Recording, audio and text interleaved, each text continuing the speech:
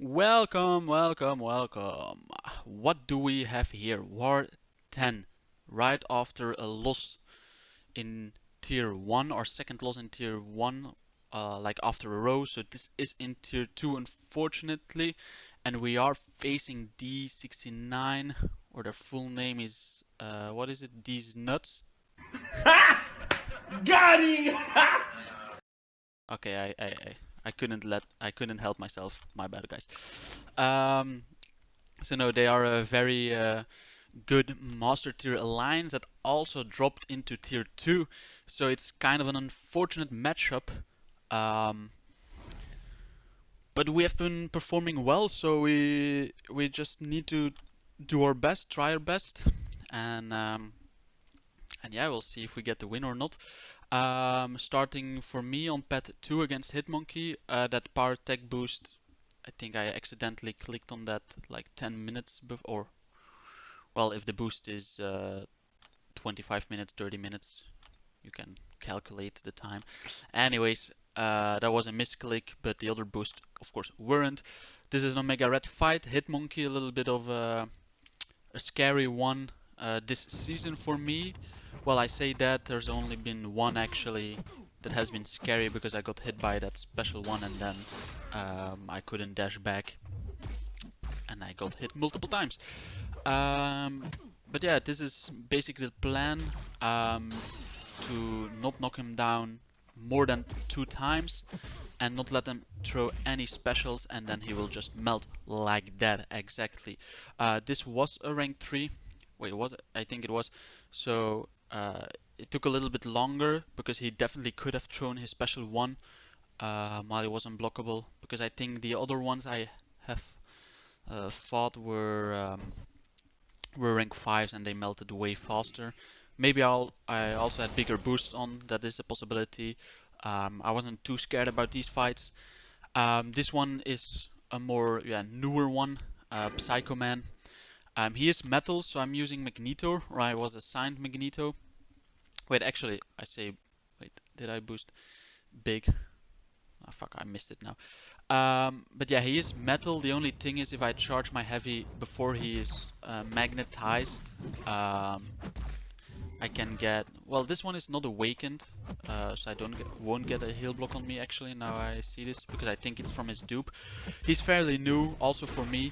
I did fight him quite a few times actually, just in quest, with different champs as well. So I didn't use Max often, or Ghost, who is a very good champ against him. Um, but yeah, basically I was throwing special ones because I didn't want him to build up much furies or many furies. Even though Max can prevent that from activating, I still threw special ones, even with me knowing that I would get recoil damage and whatever. Um, so yeah, but yeah, easy fight, 26 hits with like 3 special ones. And then we got Mole Man, basically on the same node but with an armor up buff. I was still boosted. Um, I had more than 85% health. I knew from Hitmonkey fights, so I didn't want to use a potion right there. But yeah, on this node, Mole Man, after fighting him on the boss node last war, I mean, not really a struggle. After 10 spores, or even after 5 spores, he won't shrug me, or a little bit more spores, but doesn't need to be 10 even, because against Mutant he has less chance to shrug already. But yeah, super fast fight, finished with a special one to get a regen. Unfortunately, didn't get much of a regen. I did a Hitmonkey fight. Oh no, I did this all in one go because basically I had a Manting fight and Cork fight. Um, and this Manting fight, actually someone else has been taking this with Quake, which is actually a little bit safer. But I thought, yeah, this is an important war, so I will use an invul boost because normally I had 0 or 1 invul boost and didn't really want to use it. But here the invul boost means that you can tank 3 special ones if you don't get hit beforehand. And that is the only thing that you need to be aware of this fight, is especially if they run Mystic Dispersion, which most likely they are. um, in this tier of war. Yeah, Manting gets a lot of power, putting his own buffs on you when they expire. If you dex, they get a lot of power. At 50% health, they've got backup recovery. And as you can see here, if he didn't throw that SP2 immediately after he got back up from my knockdown, yeah, he would have had a special 3. And of course, it's a classic fashion that I finished this fight without him reaching and using a single special 3. So basically, Invul Boost wasted, but luckily, I guess I can already say it, I still had the Invul Boost on against Cork. Normally fairly easy fight, I would never use an Invul Boost for it. If it's a Neff, I rather use an Invul Boost when I'm against a Neff on Mixmaster. But yeah, and as you can see here as well, I had the SP3 and I finished with the SP1 and I got some health back to 100% health. Not fully yellow bar, but still it's like 99.7% probably. And as I said here, the Cork fight, it is of course a rank 3. So yeah, I was like 100 health missing. And I've never had like any struggles here. Remembering correctly, I didn't play well at the start, just giving him yeah, those crowd excitement. So basically I dex this heavy and then I dex this medium and then I'm kind of like, oh shit, he's unblockable, unstoppable. So I tried a little intercept to make him back off, knowing he was still in the unblockable and unstoppable, that he would counter me. And then I got hit by that special 1, I didn't dash that back. And then I get hit again. I don't want to say like, oh, it just didn't register. I think with one of the two, I definitely felt that it didn't register, but I think the first one definitely was my bad. I just, yeah, didn't react in time. And definitely the Invul Boost saved me. So he did a medium that took 2 hits, and then the 2 first hits of his first special 1 that hit me consumed my Invul Boost.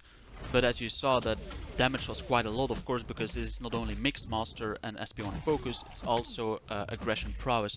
So when the Prowess stacks build up, then yeah, that SP1 can do a lot of damage. Well, any special can do a lot of damage. So yeah, I got to like, I guess it was 30% health from all those hits. And again, without the Invul Boost, those extra 3 hits could, well, probably would have KO'd me, I'm not 100% sure. But yeah, then I got back into the fight. I threw my SP3 for regen, I threw my SP1 for regen. I'm not sure about if I threw the SP1. But yeah, I finished the fight with an SP2. And the fight even finished before the recoil kicked in as well. So that's always nice. Here, yeah, normally I do my section 2 fights together with my minis. But the mini was a rage killmonger, so I actually didn't want to boost too much. Well, I actually was planning on boosting, well, not boosting for attack boost or green boost. I was planning to use a health boost. And I say I was I was planning to, but I actually did only use a health boost for that Killmonger fight. But here I did want to use a attack boost because I don't want to prolong this fight. Again, very important war. So yeah. Standard stun immune team fight, and again on pet 9, the first fight you have to play it fully stun immune in my opinion. Well, it depends on what champs you use, but even then most champs, if you parry and then you hit while your stun is still there, yeah, you take the damage back because it's one eye open as well. So the stun shield is, it's kind of a weird node. Because the stun shield, you like the stun reflection node, you have to fully ignore on this one because you don't want to hit them if you parry. But yeah, this was a very clean fight in my opinion. Just played stun immune. He heavied very consistently to give me an opening to heavy, and I countered it because sometimes I do feel that I feel like, oh, I missed the opening to heavy, and if I heavy now, then he would hit me. But of course, that's so fast in the fight itself that it's not really my thought process, but I do sometimes feel like, oh, I'm too late with my heavy. Um, then the Gilly 99 fight. So here you can stun after the stun shield is on cooldown, and that's basically what I'm doing afterwards and building my prowess as well, because one SP3 will KO her. Here I evaded the SP1, got in, big freeze again here by the way. I mean, should I really mention it every single time? Here I went in when she threw that SP1, I'm not sure what I was thinking, what I was doing. That's just a mistake on my part. Um, yeah, my Magneto is not awakened, so compared to awakened Magnetos, um, Magneto can definitely get KO'd against some champs. Now against Gilly 99, it's less likely, of course, because she doesn't crit at all.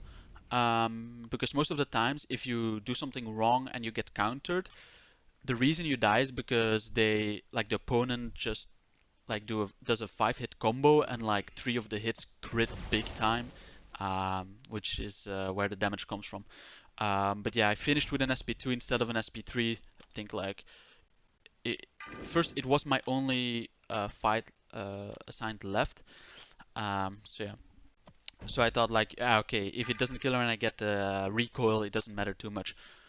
But I say it was my last Magneto fight. Why do I heal up Magneto and Omega Red for the Skillmonger? Well, because I saw that there was a Modok after the Skillmonger on it's the Power Focus 1, and where you don't want to use the same special twice in a row. I was like, wait, it's Modok, and there's nothing preventing me from using Magneto besides maybe to protect Global. So here I healed them both up before I boosted, because here on this fight I only want to use the heal boost, or not the heal boost, the HP boost. So I have more health, can take more block damage. This is my last Omega Red fight, so again I'm playing this very slow. It is in rank 3. But yeah, most of the times the last fight of where I'm using my champion, I'm playing very safe, like blocking every special and whatever. Now the only thing I need to care for is every time I reset my degen or I parry, he gets power. So of course I do still want to bait his specials. Like for example his SP2, which he doesn't throw fairly often unless you have a big spacing between each other, then he is more likely to throw it. And I also don't want to accidentally parry to give him power. So here there was an example of me dashing back multiple times, not wanting him to parry because then he gets power and then he's closer to that SP3 every time, so yeah. And here I'm saving my SP3 for should he get to an SP3, because again here I reset my degen and he was close to that SP3, but I knew I had my SP3 as a safety net. In all the fights I'm actually using my SP3 to get a regen, to power drain earlier in the fight, to maybe get a second SP3 if needed. The only reason why I don't do it here is because it is rage, so it would give him a fury, which I had no reason to do, and again I didn't need the regen top off from my SP3 like mid fight or whatever.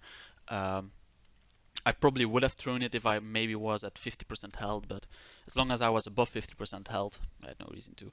48 hits, not, well, again, with my fights actually quite a lot of hits. I always say that when using Omega Red, like my pet fights like are very, they got a very low hit count. Here I think I was actually pressing the Modok, but maybe I was also pressing the info button in the middle and it wasn't working. So yeah. But okay, I'm going into this fight. I saw Danger Duck was assigned this fight with Archangel or Nick Fury. So those are great options as well. But I was also thinking, why didn't they assign me Magneto, especially if I also had the Killmonger mini right before that. Um, because even though Nick Fury, because out of Nick Fury, Archangel, and Magneto, Magneto is definitely the best one. Now, Danger Duck does have a rank 3 Archangel, and I think that's why he wanted to do that fight to get some action for his Archangel. But still, his Archangel is not that high of a sig. Not that it doesn't, not that it really matters this fight, because any champ actually can do this Modok on this node because you just need to parry heavy. Don't worry about his shield. Um, Now here, I think I triggered Protect a few times, so I did use an attack boost here, because it's not Rage, so my damage is not capped. Besides of course, the Protect Global, because Modok is XL. But yeah, I knew that 1 SP3, and maybe the bleeds after will definitely finish him, because he's not bleed immune, so there is a chance, of course, my SP3 wouldn't kill him. Okay, I don't think it's here then that I do trigger Protect and it was another Modok. Yeah, I'm not sure what Modok I'm thinking of now because... Okay, maybe... Yeah, I definitely had a Modok where I triggered Protect a few times. Anyways, SP3 is at 10%, and then yeah, the bleed does crazy damage. 3 ticks, I just backed off. And that was it. As I said, I did use the attack boost there. I screenshotted this to say like, okay, why didn't you assign Magneto for it? But yeah, that was my war over, and we had... Oh no, we had one death in RBG. Shout out to Namo for dying as the only person in RBG. We like to play those games instead of cheering uh, for for not dying. We cheer if someone is the only one who died in RBG. And yes, I'm also one of them who was the only dead in some war. I think this season. Oh no, this season not. I think I was saved by someone. But we did lose the war. 11 deaths to 15 against D69. Yeah, very good performance of BG2, but also actually the other BGs. I think 15 deaths against a super good Master Alliance isn't the worst. But of course, I think, well, everyone will feel this feeling of we should have done better, probably. We had a lot of deaths early on. Um, and then yeah, because they even died as well late on during the war, which wasn't expected. So we definitely could have won if we tuned down those deaths early on, but it is what it is. This war, what it means is that our war 11 will be in tier 2, and most likely, if we win that one, we'll still be in tier 2 for the last one.